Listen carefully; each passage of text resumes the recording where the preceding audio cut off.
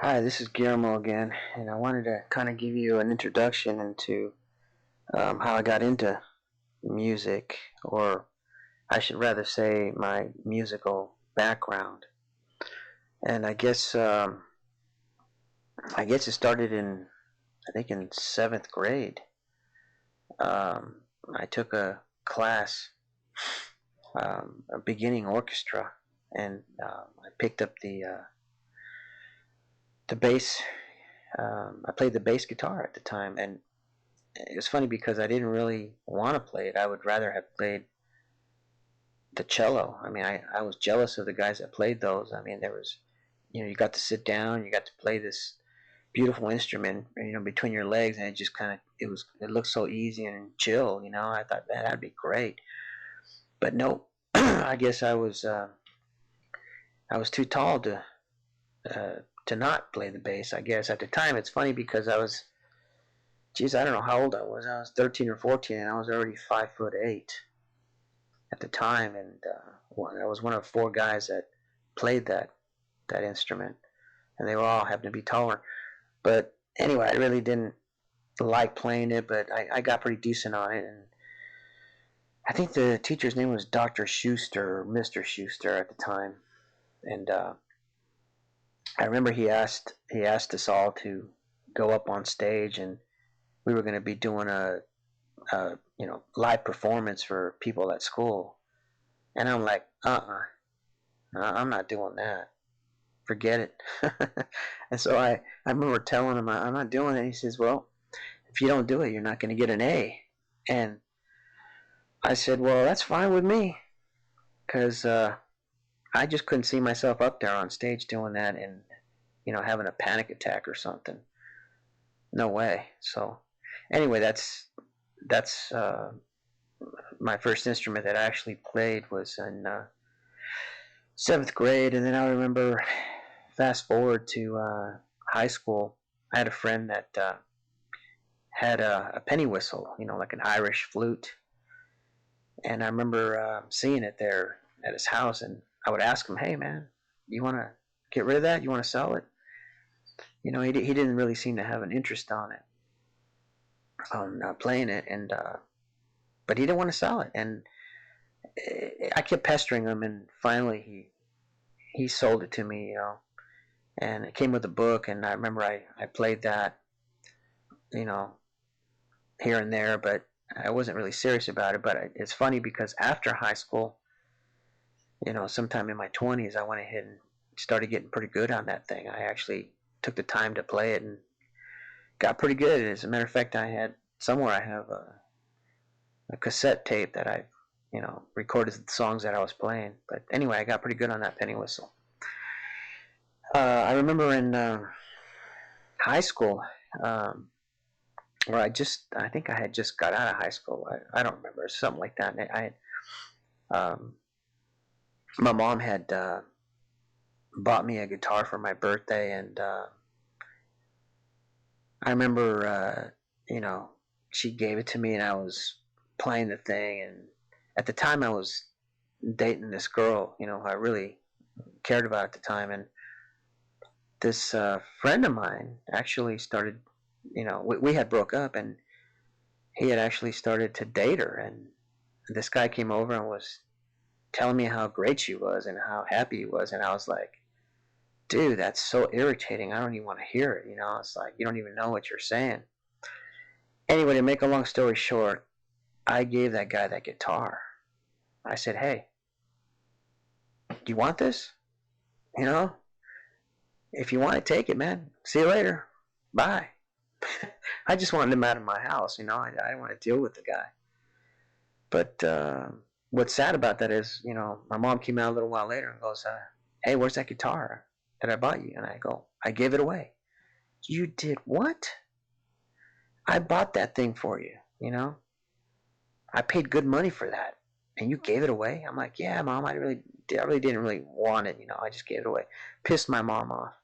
Anyway, what's funny about that is that if you fast forward many years later, because I think at the time I was like 19 or something, or I think I was just out of high school at the time, and And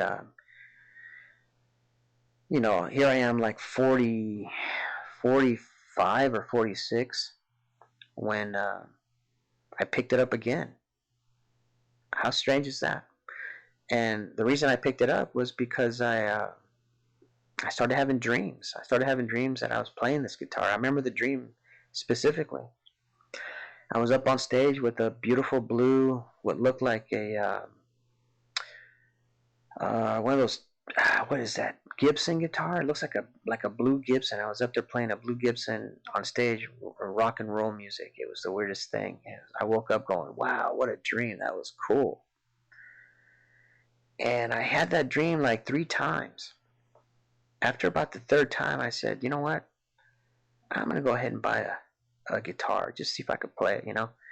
At that time, about the only other instrument that I was tinkering with was keyboards, you know, and that was when I was in my late 30s. I just used to tinker with it, play things, you know, and goof around and stuff, and I really enjoyed the keyboards too. But anyway, getting back to the guitar, at the time I was, you know, I was dating this girl who later became my wife, and she was like, "You ain't got time to play guitar," you know. I was self-employed. I had my own business, and coming home, and about 3 times a week, I would be lifting weights. I was really into, you know, lifting weights at the time, bodybuilding kind of stuff, and you know, she was like, "You don't have time for that. When are you gonna have time to do that?" And I was like, "Yeah, you're right, you're right, you're right." But you know, I went ahead and bought one anyway, and regretted it. After about 6 weeks of playing that thing, my fingers hurt so bad, and they never bled or nothing, but they were tore up. And you know, I didn't know anything about action at the time for the guitars or anything, but started to learn how to, you know, repair my own guitar and how to lower the action and all this stuff, you know, on my own. Started to learn about music and how to play. And of course, it did come with some CDs. I bought an Esteban guitar, and probably one of the worst things to learn on. It's one of the hardest guitars to play. But if you can play that, you can pretty much play anything. It's just a weird guitar, but anyway, came with some CDs, and I, you know, started getting better and better and better and better. Around that time, you know, I was living in this cottage. I was going through a divorce, and I remember I was going through a lot of depression, a lot of anxiety, and you know, it was agony. It was just, it's horrible, you know, when you go through divorce and there's kids involved and everything. But there was these musicians that lived around me, you know, in other cottages, and I remember the guy's name was, I think, Dave. Dave played the harmonica and the bass, and another guy named Mark. I think he played the drums. But anyway, these guys, you know, I had got to see them, you know, play, and I thought that was cool. And the guy had heard me playing, you know, Dave had heard me playing the guitar, and hey man, you're getting better, keep doing it, you know. And you know, I wanted to give up on it because it was so hard to play, but you know, I was disgusted with myself that I'd paid over $300 for this guitar and stuff, you know, and these tapes and amp and all that. That I didn't want to just stop or give it away or anything. I just kept going. I just was stubborn, I guess, you know. I just kept playing it. I started getting better and better, and he came over one day. It was around, coincidentally, around my birthday again, and he goes, "Hey, I got something for you, man." He gave me this CD that had a program on it, how to play. I mean, how to record your own stuff, and said, "Hey, man, you can do your own stuff on it." You know, kind of showed me, and he goes, "If you ever need any help, just call me, and I'll show you how to do more." You know, and the funny thing is, I never actually asked him for help after that one time. Learned how to do the program and learned how to do music, and started writing songs. Like at around 4.5 to 5 months, it was cool. It was it was you know, surreal to me that I could actually record something and play my own stuff. But anyway, that's kind of my introduction into how I got in, you know, how I got the music part of it, you know, the technical stuff and everything.